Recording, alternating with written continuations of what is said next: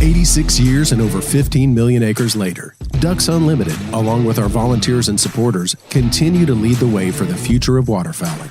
Whether it's attending a local event or joining our volunteer team, you too can play a role in the next 15 million acres. Visit www.ducks.org and find out how you can leave your mark for generations to come. Ducks Unlimited, the world leader in wetlands and waterfowl conservation. Bottomland is Mossy Oak's original camo pattern created by Toxie Hayes over 3 decades ago. This pattern preserves the original design while applying advanced technology for increased effectiveness. The same field-proven components and colors, the same dirt and bark elements, the same ability to blend into dark environments and obscure a hunter's outline from every angle. Mossy Oak Bottomland.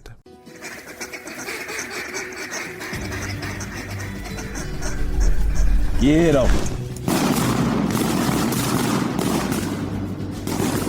Welcome, folks. Y'all come on in and make yourself at home.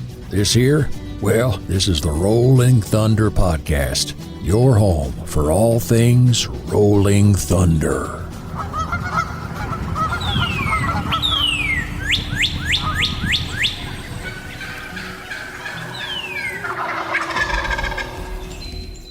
This episode is brought to you by Mossy Oak, because everything is better in Bottomland. Kent Cartridge, quality matters, performance counts.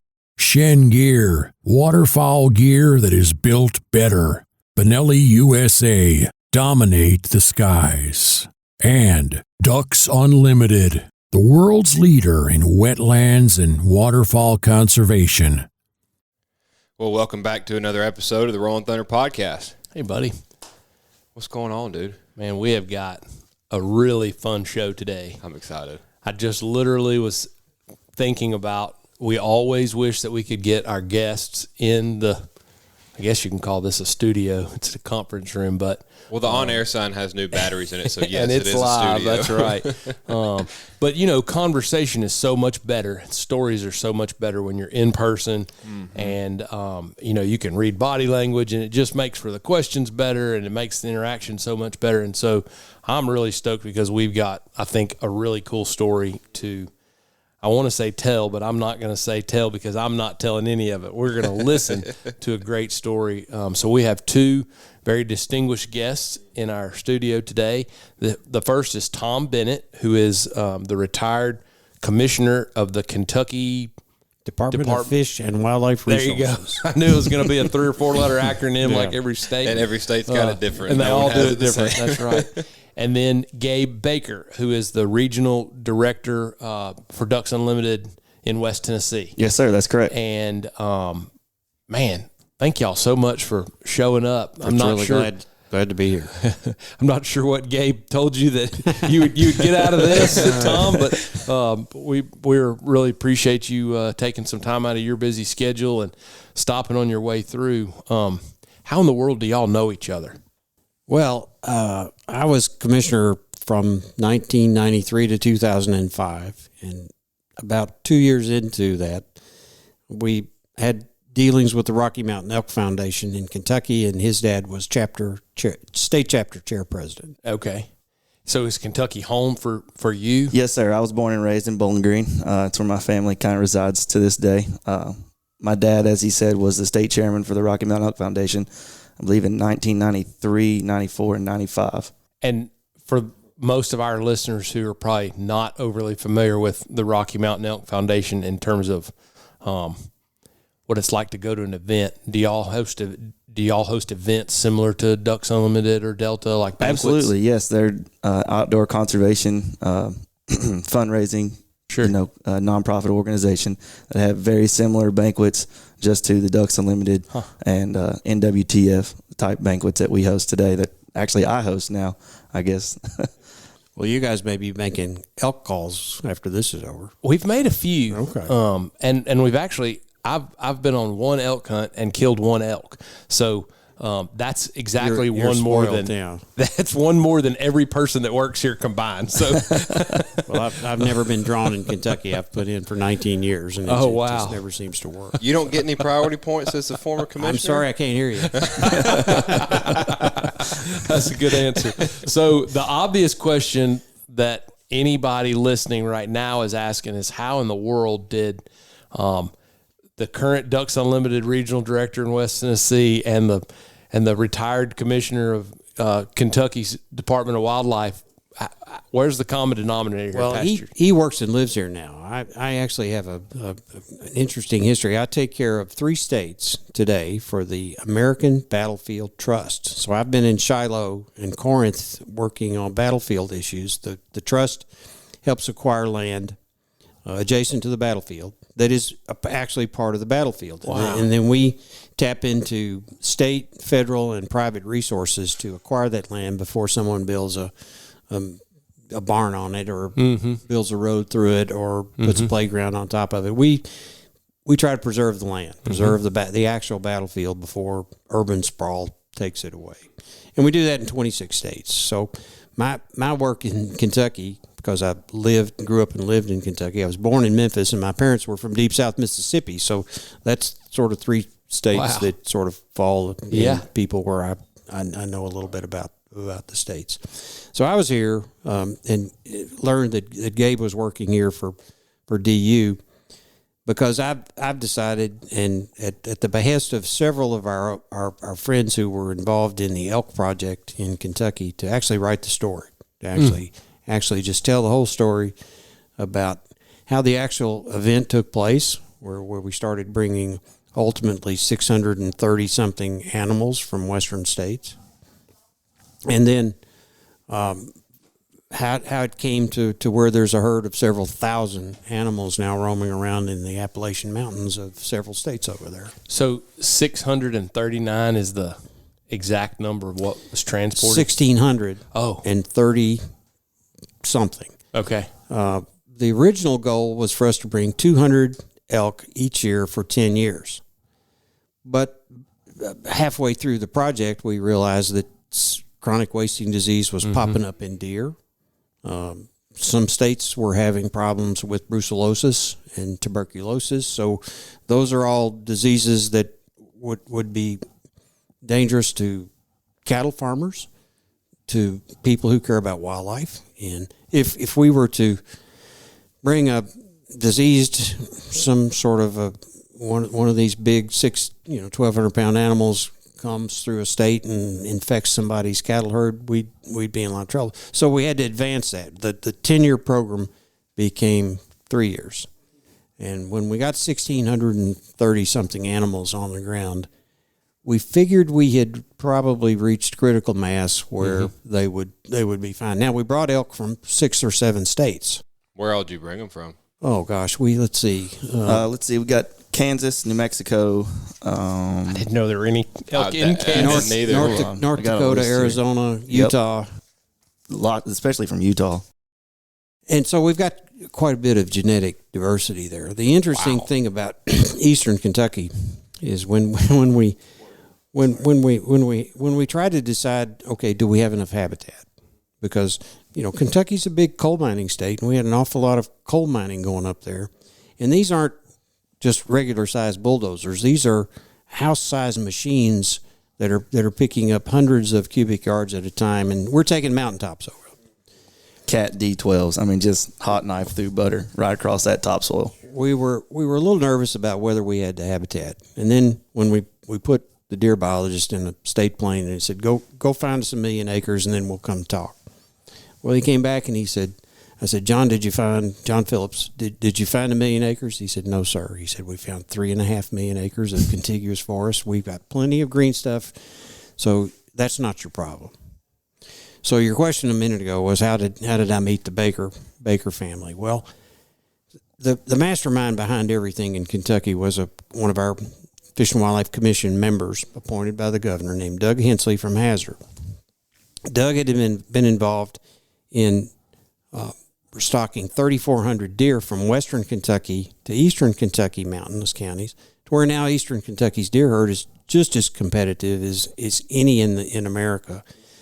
And he realized that if we're going to stock elk in Kentucky, we're not going to do it in 1s and 2s and 3s. We're going to do it in 200s and 300s and 400s and 1,600.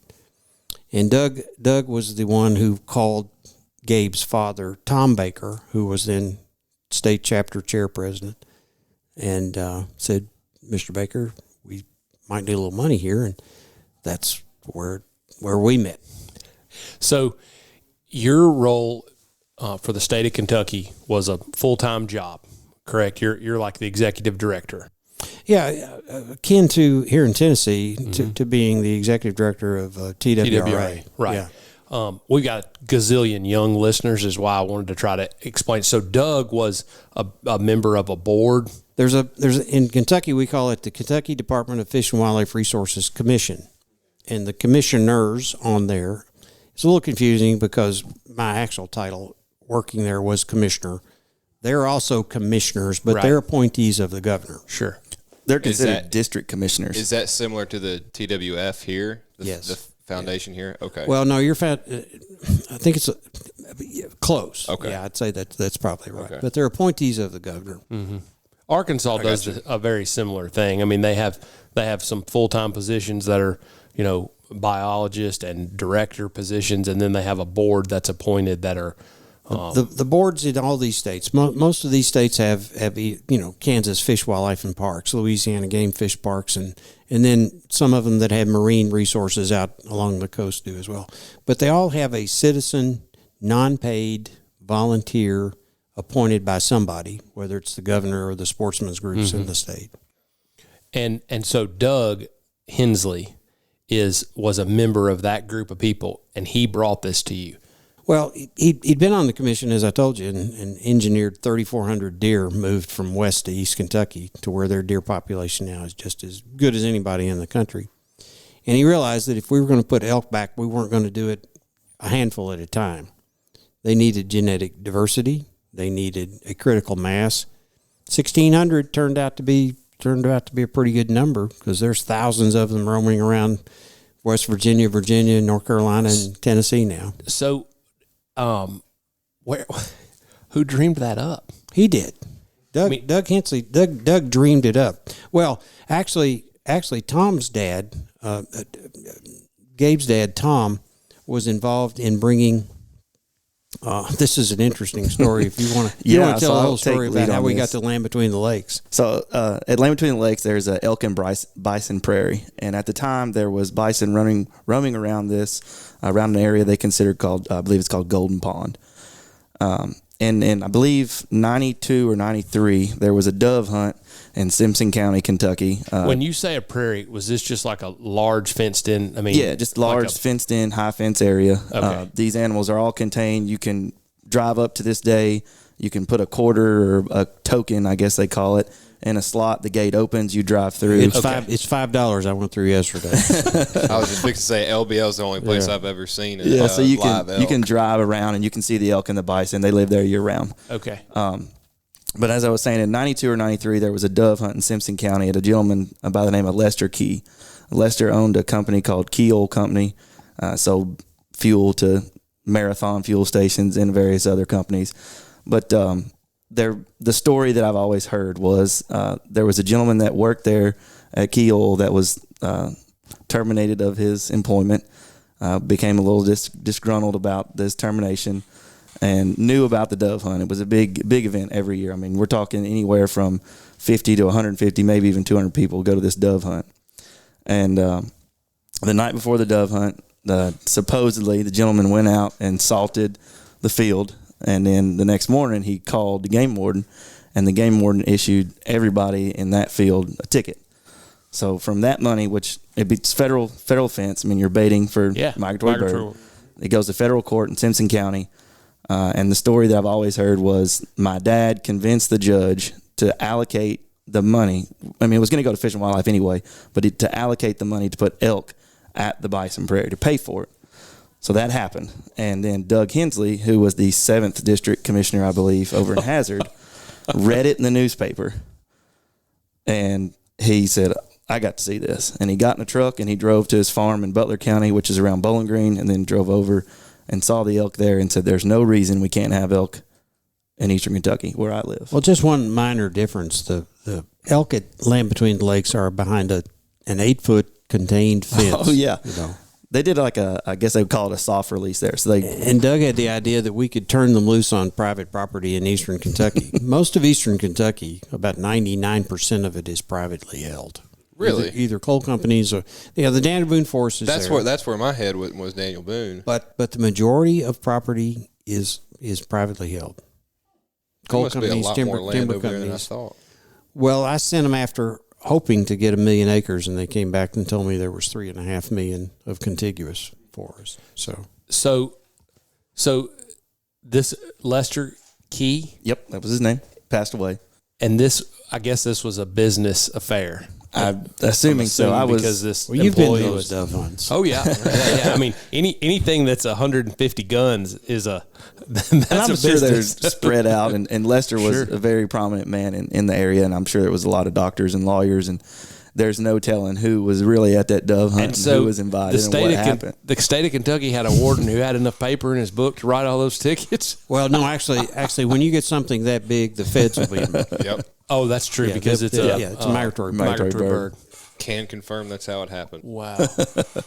You been on one of those? Oh yeah. Don't tell anymore. So as Tom was saying earlier, Doug got the idea, and then he calls my dad, and he says, hey, I'm Doug Hensley. I'm 7th District Commissioner for Kentucky Park Fish and Wildlife, and I've got a crazy idea. And my dad basically said, what do you want me to do? And Doug said, well, I want you to pay for it. My dad said, okay, and he hung up the phone. And at that time, like I said, my dad was state chairman for the Rocky Mountain Elk Foundation. He went to the board of directors, and he had a plan. And so Doug called your dad, said, we need $1 million. Pretty much. And your dad said, okay, I'll go find it. Exactly. And then this was before the dove hunt, after the dove hunt? This is long after the dove hunt. So the dove hunt, actually, the fines were diverted from going into the treasury to pay for the elk and bison range prairie at LBL. Oh, I see. Okay. So a dove hunt, the fines from a dove hunt, created the elk and bison prairie at LBL, which then Hensley saw and got the idea for elk in East Kentucky. Right. So what we've realized, what Gabe and I realized in the last couple of times we've talked, all these things happened in a sequence, and we all happened to be in the right place at the right time, able to pull our little bitty piece of the puzzle together. And I was caught up in it because his dad and Doug Hensley are like forces of nature. They're like, okay, we've decided we're going to take this hill, and it's just a question of how many dead bodies there are going to be on the way to the top of the hill. But I mean, literally, if they decided they were going to do something, it was getting done. Wow. So as commissioner, when Doug brought this to you the first time, what was your initial reaction? I thought he was out of his head. I really believed that he had made it up to try to tease me on the way. And then, of course, his follow-up calls were convincing me that I might need to put the deer biologist in a plane. So when we found the habitat, then we found the money, then we knew that we had some challenges ahead of us because at the time, in the 90s, Kentucky had a vibrant deer herd. We were getting complaints from farmers about deer eating crops. We were getting complaints from the Kentucky Farm Bureau Insurance Company because deer were causing them a lot of damage when the deer car collisions occurred. So we knew we had some real challenges. We had some public relations challenges. So we implemented immediately a series of statewide meetings, public meetings, which we would announce and spread the word to get people there to talk about it. We were blown away by the support. Was it like 95%? It was an incredible number of Kentuckians who were thinking, well, if you guys are crazy enough to think about this, we think this might be something really good for Kentucky. And then, of course, when I would go to professional meetings, when the Southeast group of states would gather up, as we did a couple of times a year to talk about similar issues and problems and learn from each other, I'll never forget the time that I announced when Gary Myers was the director of TWRA here at the time. I was sitting next to him. And when I announced that we were exploring the idea of putting elk back in eastern Kentucky, I got one of those looks like your father would give you when he realized that you'd driven the car without a license or something, and it's, all these biologists in the room were looking at us from the other states, and they were shaking their heads and going, "This guy's lost his mind." Well, they knew, for example, like that Pennsylvania had the elk herd in Benezet, but the whole deal was it was completely different. I mean, Benezet was a soft release. They brought him in. They stayed in that area. What Kentucky was wanting to do was completely different, and that's why these biologists were looking at him like he was crazy. I mean, we're talking, like he said earlier, just dumping them out 200 and 300 at a time. Pennsylvania and Kansas have watchable wildlife herds. That's what they're intended to be. People are intended to be able to drive up, stay in your car, take a picture, say that you'd seen an elk in the wild. Our herd was always intended to be a huntable herd. Mm-hmm. From day one, because we'd made the commitment that since the Elk Foundation members, they're all hunters. All of us that belong to the Elk Foundation, life members and anybody, that's hunters. So we felt the obligation we had to honor that this was going to, at some point, this would be a huntable herd. So let's talk logistics for just a second, because I've got so many practical questions as you're talking. I'm sitting there thinking. So first off, where do you buy these elk from? Well, you can't buy them. Okay. You have to get in all states the wildlife that exists, whether it's squirrels and chipmunks, whether it's migratory birds or cervids as big as an elk, belong to the state. Mm-hmm. They belong to the people. They're a common resource for everyone. So you have to have a state willing to give you, trade you, or sell you some resources. Okay. And we were able to work out a deal because in Utah there were so many elk, they were having some depredation problems out there. And remember when the westward expansion in this country occurred, 17th and 1700s and up into 1800s, we were encouraging people to go out there and homestead. The Homestead Act would, if you and your family went out there, mm-hmm. each of you could get, 140 acres of ground. Mm-hmm. And so we in states west of the Mississippi River, remember, the further west you get, the more public land there is. Mm-hmm. The further east you get, back toward the Atlantic Ocean, the less public land there is. So out there, cattle farmers who were paying, a nickel a cow to a month, to graze on public land, were really concerned there were just too many elk. So Utah wanted to get rid of as many elk as we would take. That which is hard to imagine in our part of the world, but their grazing pressure, that's real.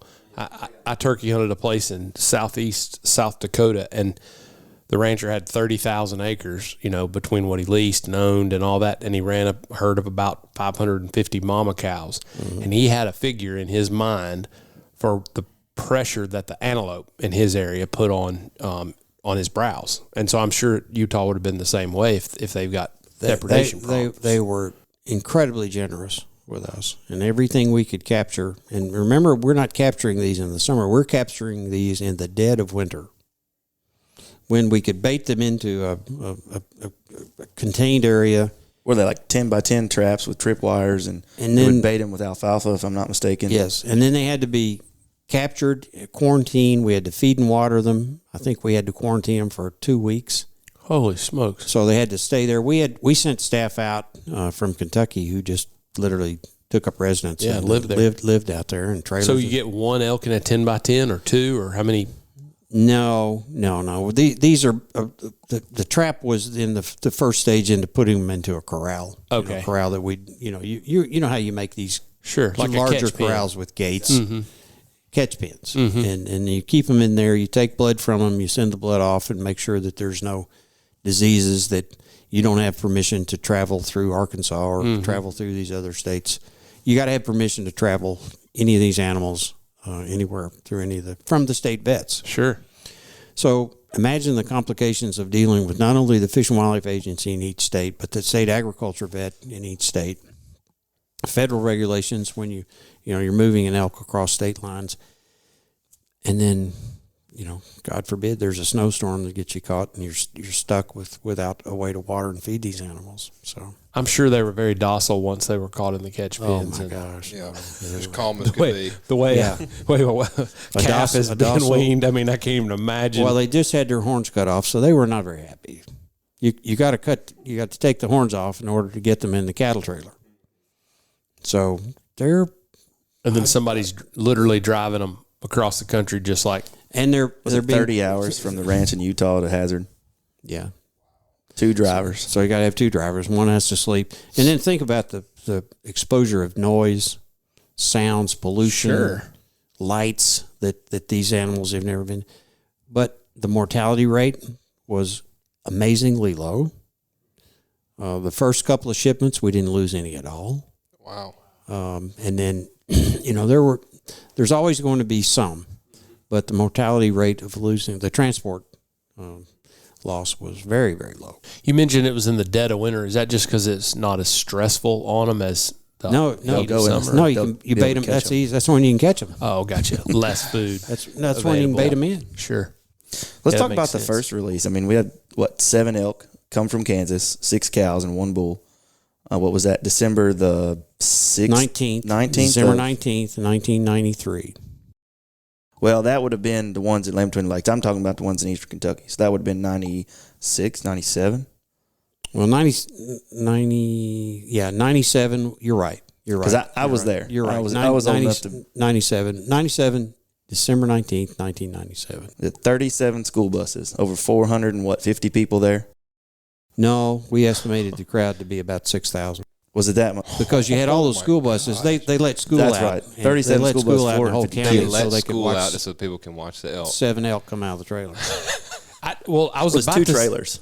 I remember that being talked about. I would have been 16, and I remember that it was written up in one of the TWRA publications. I mean, I remember it being everywhere, and I literally remember being in hunting camp and people going, "Did y'all see what Kentucky just did?" I mean, now Commissioner Director Myers released his here on, I think the name of the mine was might have been Blue Diamond Coal Mine in far west East Tennessee.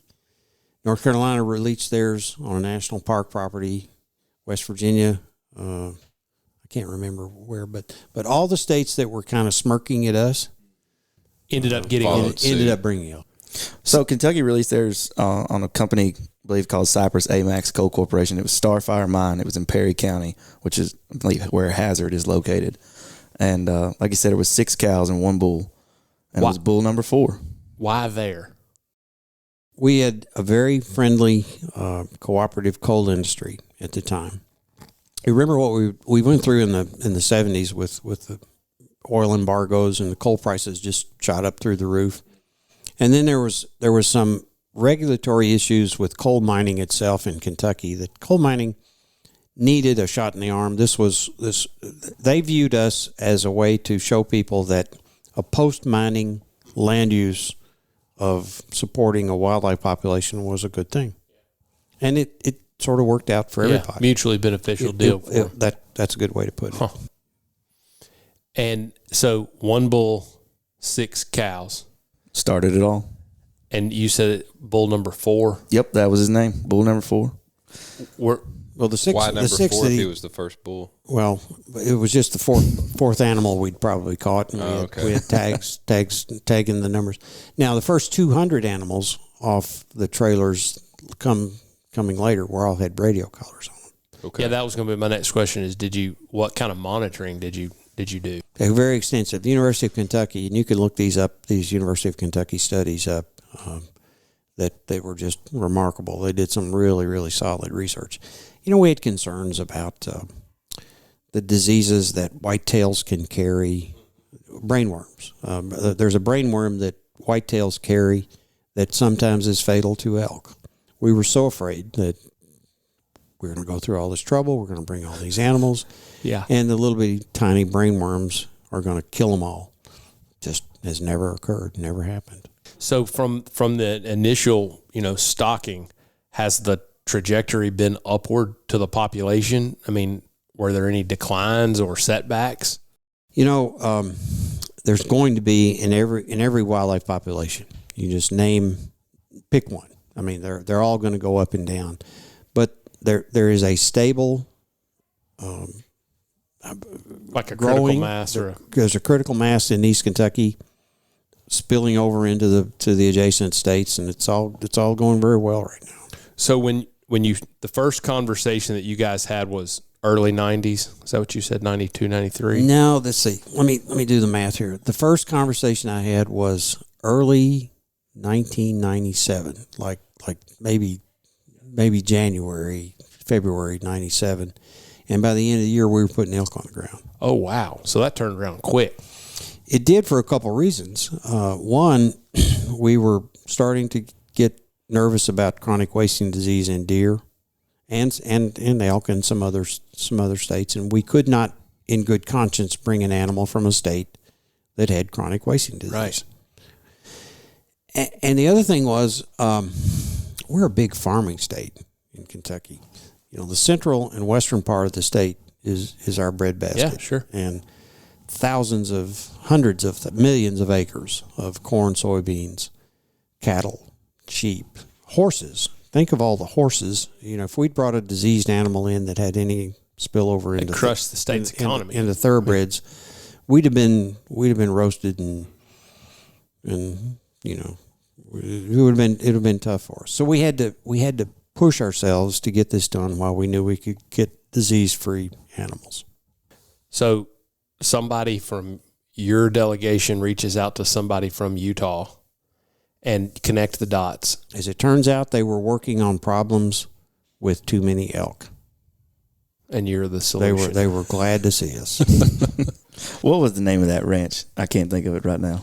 Hardware Ranch. The Hardware Ranch, that's right. Hardware Ranch, Utah. If you Google it, you can see the kind of terrain that we were looking at. When this all started going down, what were your fears as the commissioner? Well, the biggest fear I had in the fall of 1996, as we were leading up to turning these animals loose, was that exactly what happened. We were notified that a cow in Utah had brucellosis. So immediately the entire state of Utah was off limits to us. That's why we ended up with the 7 elk from Kansas. And I'll never forget the director of wildlife, Roy Grimes, came in and he said, we're going to have to put the elk release off until the summer of 97. I said, no. He said, why not? He said, we'll find another source by then. I said, if you don't have elk on the ground by Christmas of 97, I'm afraid that the farmers and the ranchers, the cattlemen in this state will go to the legislature and say, we're kind of nervous about Bennett bringing an animal that's 4 times the size of a whitetail, knowing what a whitetail can eat in corn and soybeans right now, and bringing it into Kentucky. Their thought was if they could get them on the ground, then they couldn't stop them. And that's what happened. I mean, they pushed and pushed. I mean, Doug Hensley and my dad both. And that's where the Elk Foundation really came into play, in my opinion, is they had a commission meeting, and there was, I believe, 7 commissioners at the time. 2 commissioners were in favor of bringing elk to Kentucky, and the other 5 were against it. And at the time, their excuse was, we don't have the money. So, unbeknownst to anybody else, my dad was at the commission meeting. Doug Hensley made a motion to bring elk back to Kentucky. It was seconded. They called for discussion. And when they called for discussion, Doug ended up introducing my father, who stood up, and I believe he had a $250,000 check in his pocket. And basically from the Elk Foundation. From the Elk Foundation. Just basically popped it and said, my name's Tom Baker. I'm with the Rocky Mountain Elk Foundation. In my pocket, I've got a check for $200,000. I bet it got real quiet. Now, you talk about 2 steamrollers. These guys, when Baker and Hensley, with the promise of $1 million, down just right here. Here's 25% down payment. I'll find the rest here soon. We're getting you the rest. Hold on. Now let me frame this for you in a different way. Think about this country's formation. And let's think about a guy named Daniel Boone. Okay. Daniel Boone went through the Cumberland Gap, which at the time there was no way to get over the mountains into central Kentucky and start the westward expansion. You could go around it, but you couldn't go over it. So Boone goes through at about 1867, and all of a sudden, 1777. He goes through the gap. And then when he comes back, he gets in touch with a company called the Transylvania Company. And they were trying to develop lands that they had bought from the Shawnee in Kentucky. But they couldn't get to it because there was no way through. So they contract with Boone in 1775 to cut the Appalachian, to cut the Cumberland Gap Trail, which he does. In the next 30 years,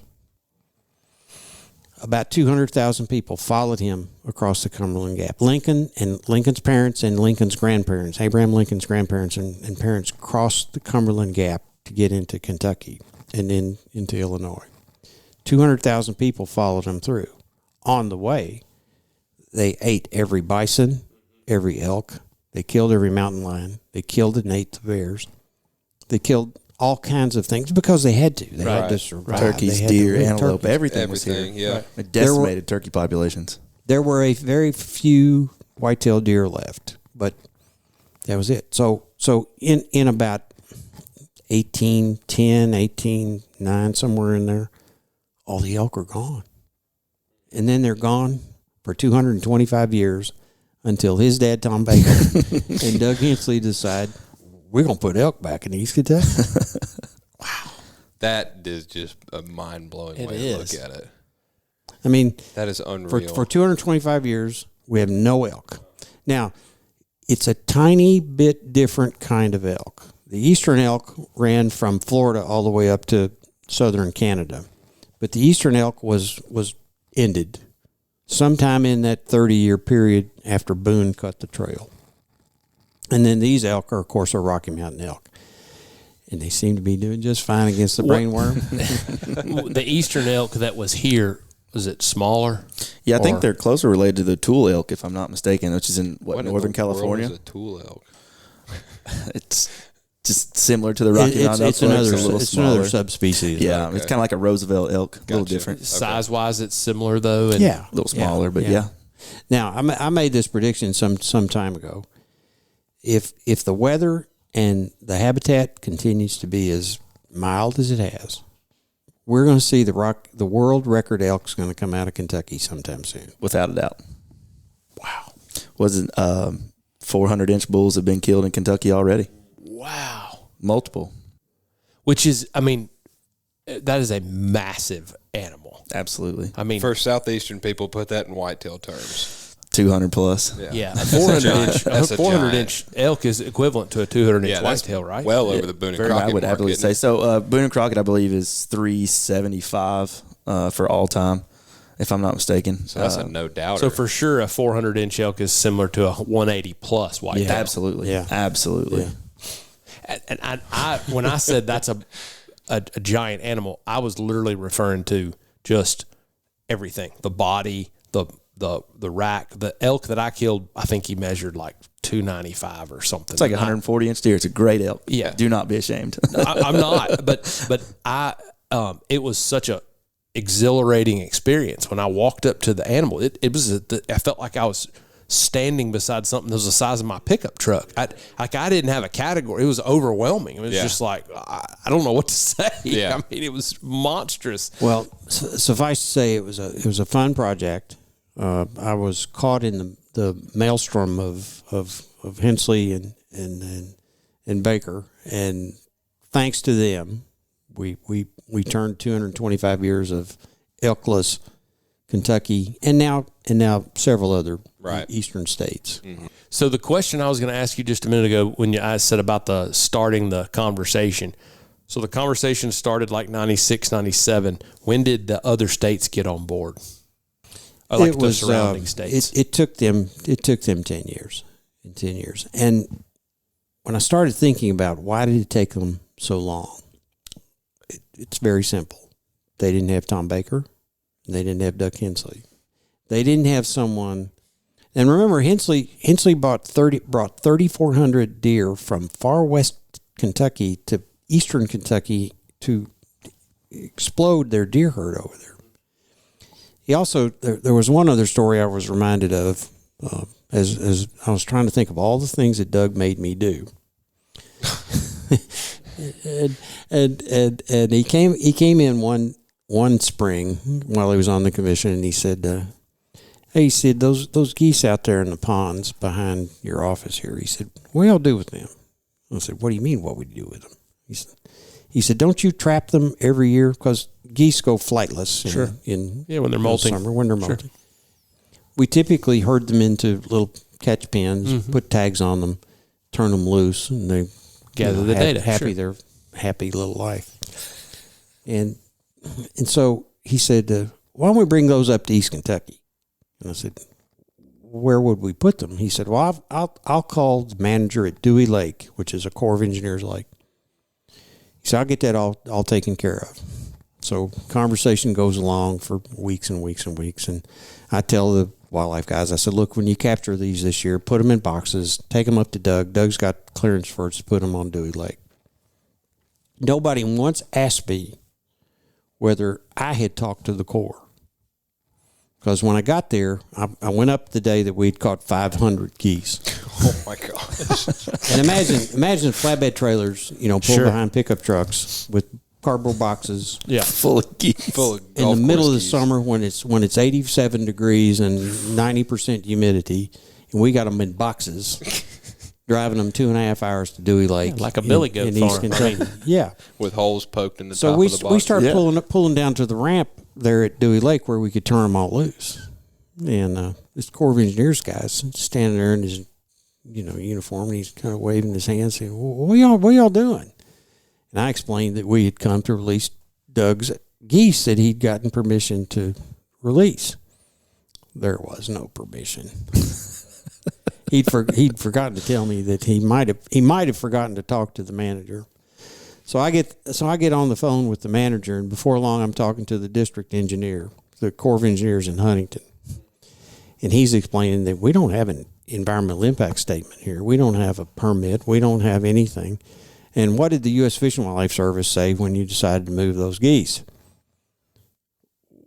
Well, I thought that was all taken care of because it was just taken care of. So I hand the phone to Hensley, and Hensley ends up on the phone with the colonel and says, "All right, Colonel, we can take them back to Frankfurt." He said, "They're probably going to be all dead by the time we get back to Frankfurt because it's 87 degrees out here right now." He said, "We'll just tell them that you wouldn't let us turn them loose." 5 minutes later, my phone rang, and I was given permission to turn the geese loose. The crazy part about that, though, is that the old adage, where there's a will, there's a way, comes to mind. And I'm not specifically talking about the geese, but the story that comes to mind when I hear about you saying the reason these other states are 10 years behind is because they didn't have a Tom Baker and a Doug Hensley. There's another reason. I'm not a biologist, and biologists are scientists. And scientists, when they develop plans to small game plans, rabbits and squirrels, quail and pheasants, whatever it is, they do a 10-year plan because you can't think about having and measuring a wildlife population and the success of a program unless you go 10 years because it has to be able to be self-perpetuating. You have to have a genetic mass of certain, and frankly, Doug knew he was on the commission for 4 years, and we had a short time to get stuff done. Very determined fellas. And I guess what I'm bringing up here is that, it takes somebody who's willing to lean into something to get something done. Well, like when you all started this company here, somebody had a passion for the outdoors. Somebody's doing it, and this is the way you've expressed it. The way Doug expressed his passion was this way. And if you think about when Tom Baker was on the commission, when Gabe's dad was with Tom, they did stuff not because any other reason than they just felt and believed it was the right thing to do. My dad was the chairman of the board for the Rocky Mountain Elk Foundation when they came up with the slogan for Pass It On. Him and Jay Dart came up with it while they were at a board meeting. And, that was a slogan for a long time. And that's really what my dad and Doug's goal was to have something to pass on, something for the future. And, I have been in hunting camps with John Tate, who was the senior land agent, sorry, for the Cypress AMAX Coal Corporation, where they put the elk, with Doug Hensley and my dad since I've been hunting. I mean, they had a 725-acre place in Butler County, Kentucky. And, I mean, to this day, even after my father passed in 2014, I still go opening weekend and hunt deer and turkey with John and Doug up there in Butler County. And Doug and I killed birds this year together. And it will without a doubt be the best hunt that I can ever recall on. Well, and the reason I bring it up is because it's real easy to sit on the sidelines and think, what can I do? I can't make a difference. But, I mean, stories like Tom Baker, Doug Hensley remind me of Rex Hancock. I mean, West Tennessee would not look the way it looks if West Tennessee had a Rex Hancock that stood in the way of the Corps of Engineers and stopped channelization. I mean, there's what I'm really trying to illustrate here is that these are just regular guys that were motivated by passion and believed something was a good and went after it. And, every position that my dad or Doug Hensley held was a volunteer position. Not a one of them was a paid position. To this day. I mean, that's from I guess it was 87 to 90 was Doug's first term on the commission, and then he served on the commission from 93 to 2005. And my dad was probably somewhere in that 2000 to 2010, 12 range, whatever the years were. Well, we're lucky to have had them. Absolutely. That's such a cool story. Mm-hmm. So how long after y'all released the elk in 97 did Kentucky start drawing tags to hunt them? So the first hunt, which I can say I was there, was in 2001.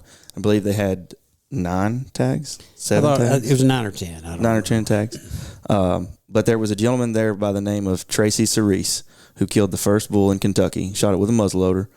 And once again, I can say I was there. It's a small world. Someone we haven't mentioned on this podcast who I feel like is a very, very important person to mention is Dr. Karen Waldrop. Dr. Karen Waldrop is now the Chief Conservation Officer at Ducks Unlimited. Okay. But Dr. Waldrop worked for Kentucky Fish and Wildlife for over 20 years. And when the first hunts were going on, she was a graduate student at the University of Kentucky, and she was studying the elk. Wow. And small world. Now, we both work for Ducks Unlimited, but when I was 9 years old, she and I believe, took a scalpel and cut out an elk's eyeball, put it in a jar of formaldehyde, and then I got in trouble because I took it to school. You can call Jan Lang over at St. Joseph Catholic School in Bowling Green. She'll tell you that's the truth. That's hilarious. That's a great story. I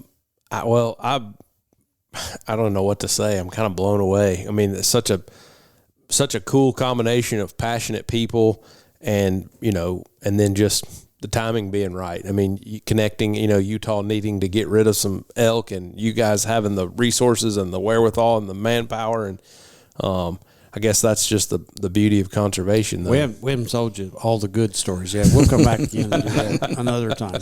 Yeah, for sure. Well, I think another cool thing about it is like at face value to just some redneck that sees the tags go up for draw every year, they're like, oh, they put elk back in Tennessee, Kentucky, and everywhere else. But to take a look deeper into it to see what all had to happen for that to happen, for some redneck to be able to put in for a draw every year. Well, think how many years it's wild. been. It's been 25 years. Right. And think about it. There's a generation out there now who thinks we've always had them. Yeah.